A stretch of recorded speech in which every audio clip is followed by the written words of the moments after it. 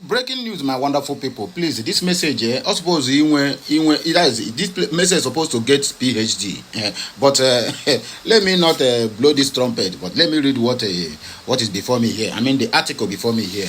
This is a confession from the Fulanis. This confession has been going from generation to generation, starting from the time of Ottoman Danfodio, down to the time of all this miscreant that is spying people anyhow. Look at their confession, and I would like you to just lend me your listening ear.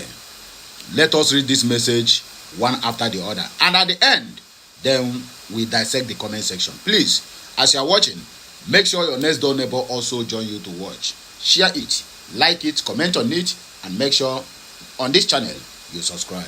Ngwa, let's go there. I still remain Amandia Neze. Before I go into the message of the day, please. This is the end of the month. My brother, my sister, that thing that have been troubling you, whether it is sickness or it is a lack of money or it is lack of a business or it is lack of contact, my brother, this month September ending, we end with it all. The God of 10th hour, the 10th month of this year 2025 must surely remember you and meet you at every point of your need. Believers in the house, you know what to do. Please let me hear a louder amen collectively at the comment section of this video. Let's go there. Breaking news. Fulani open confessions about the Igbos. We cannot invade any Igbo land or install an emir as we have done in parts of Yoruba land. The Igbos are too difficult to control or conquer. That is what makes us what we are. It will be hard to Islamize the Igbos. We tried every strategy we used in subduing Ilorin, but none has worked in Igbo land. A Fulani jihad group openly admitted while explaining why Igbo land remains the hardest region to penetrate in Nigeria. According to the group, immediately you set your foot in Igbo land, they already know your mission. If you want peace, they will give you the peace. But if you want war, they will surely give you the war the way you want it. According to a Fulani open confession. This was not words of mine. Okay, unlike the Yorubas, the Igbos don't spend all their time talking about war. But when the fight comes to their land, it is a great mistake anyone can ever make. You're a bastard. I hope on to see this message. Make us also come here, come comment nonsense. They further explain that the Igbos are far more united than many assume because they thought we are divided, but we are not. Especially when it comes to defending their land and their ancestral, territorial integrity. Okay, moving forward, he said, this is why it was nearly impossible for Nigeria, even with the support of foreign powers, to completely defeat such a small but resilient tribe during the Biafra War. The group admitted that invading Igbo land is a fantasy many Fulani groups have desired, but one that will remain impossible. Their spirit of resistance, their unity, and their readiness to defend their heritage make them unconquerable. Any force that dares to test this will only face humiliation and destruction. Nigerian terrorist government and terrorist military police and whatever, they know about all these things. That was why you see, they keep on telling you, we have decimated the IPOB. They will not tell you how many of their men that is spying in front line in Biafra land. They will not tell you. Hey, we busted a criminal gang of IPOB camp terrorists. You know, they will paint it in a way that anyone that hear it, whether the foreign media or local media, they will say, oh, these people are working. They are not working anything. Don't let them to gaslight you. Don't let them to bamboozle you into believing that Nigerian government have what it takes to defeat Biafrans. Sometimes they will tell you, never start. If you start now, jet go to fly everywhere. I will tell you, say we have jet where go fly more than whatever they want to put on top of the air. And I never see anything. The only region in the whole world that have fought a war without no help of any country, without no help of any ally, and they stood their ground. The only region that have fought war, there's no any oil for them to power their jet. The jet they built by their own self during the war. They have to use what they have, palm oil, to power the jet. And he went up there and delivered. The only region that produced Ogbunigwe. Up till tomorrow, IGBOMAN are still asking, looking for scientists from Igbo land to teach them how to make that Ogbunigwe. But they will never see it. We have that secret, and that secret remains with us. Just like going to North Korea now to go and ask them how are they acquiring all those their sophisticated weapons. They will not tell you, or how they are gathering it, or how they are maintaining it. They will not tell you. It is their own secret, and that secret remains with them. And that is their tradition that makes them one of the strongest in terms of military power. Are you getting my point now? So, Fulanis don't confess. When I go online on X and see all these Yoruba bastard, we want to war. We are going to chase Igbos. Igbos will be looking at them, say, look at these people. Even me, I will be looking at them and say, look at these people. I don't deal with honor. I don't do honor miss.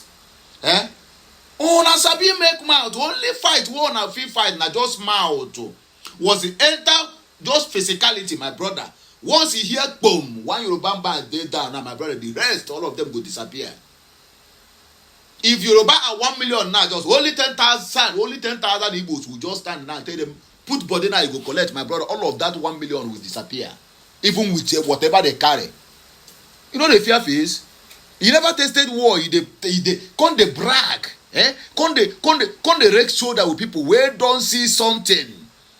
People where their ancestors stood their ground and say, for here, if not for betrayal of the people who called our soldiers and the so-called Nnamdi Azikiwe, almost at the verge of winning the fight, then he went and secured injunction from a Western African, whatever they call it, or ECOWAS, I don't know.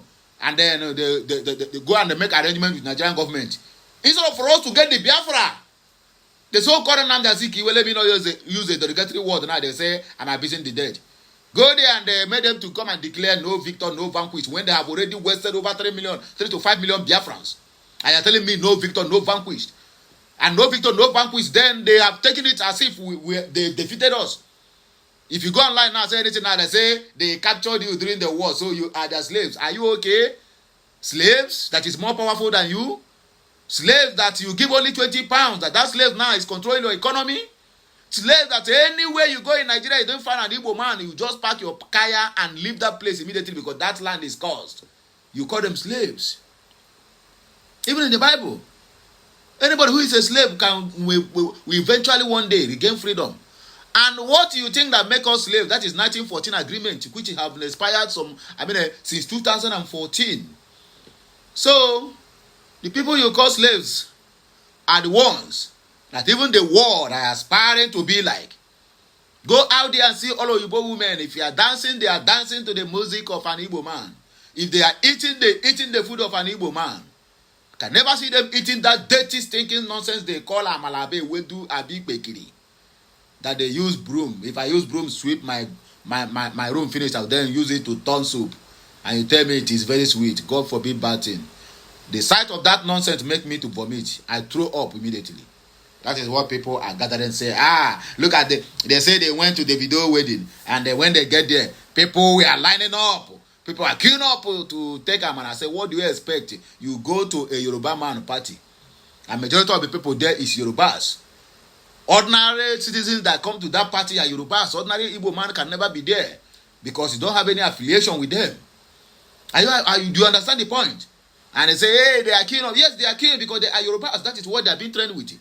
You don't expect me going to that party now, then I will go and queue to eat amala, eat waiting. I decrease. Anyway, my wonderful people, I don't see the message, so only when it's and only know because since these people want to show us they can do it. Okay. The game too can play it and play it very perfectly. Anyway, my people, let us just dissect the comment section now, and then after that we round up this show. Biko and Akokwaka here. And Akokwaka here, Fulani, they know now. I told also some couple of weeks ago, most of my my broadcast, if you could remember, let me also remind you that I said that the reason why Fulanis are still thinking of how to invade Biafra land is because they are afraid, because we are scattered everywhere. The number of people that is in Biafra land you want to invade, they are just maybe 1/4 of the Biafrans that are being scattered all over the world. If they gather now and say, okay, we do, all of us, they come back now from anywhere where we did. My brother, No anybody, no any individual is going to step in on that airport until all of the Igbos go. Because we are over 150 million Igbos scattered all over the world. Anywhere you go, you don't see an Igbo man. My brother, just get out of that place. That land is cursed. Believe it or you leave it. Ngwa, here are the comments. According to this, my brother, he says, and I quote, where is that comment self? Okay. View comments.